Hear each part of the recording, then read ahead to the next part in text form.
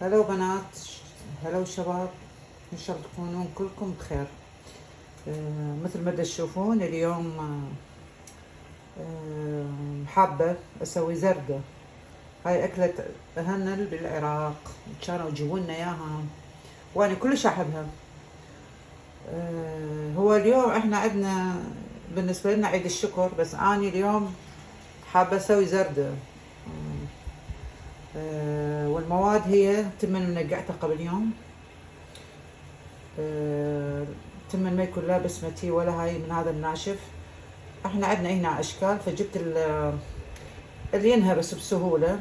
هذا زعفران، طبعا زعفران خليه مي وشكر ونشا زائد زبد هيل. طحني شوية لوز، واهم شي الدارسين. هاي المواد، او نسيت شوية ملح همين، سوري يعني ما مخليته. وهنا فور المي دا يفور لازم.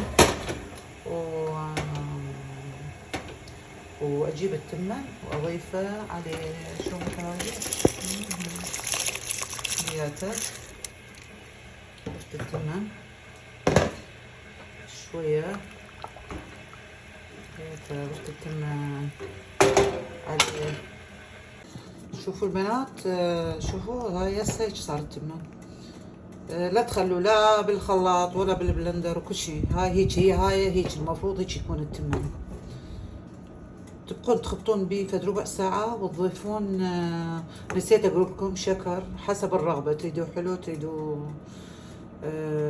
قليل الشكر بركيفكم. هي حتى هي كلها هاي الزردة الصورية اجتهاد. قبل أهلنا ما كانوا يسوون قياسات، فهي اجتهاد. فلازم التمن هيك يكون، مو بالبلندر ولا شي ولا بالمكي كل شي.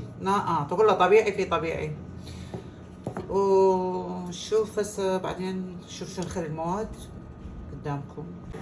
شوفوا بنات، هسه وصلنا هاي المرحلة. خليت بيها الشكر واللوز، وهم شوية دارسين همين خليت، لان انا صراحة ما اريد الفيديو يطول فدا اختصر.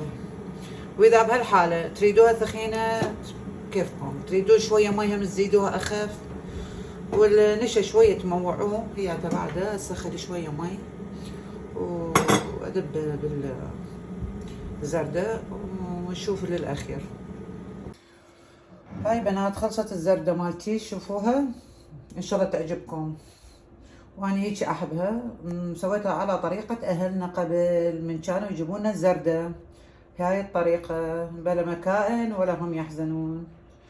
وبالعافية علينا، وين ما يسري يمري. وشكرا انه شفتوا الفيديو، وباي.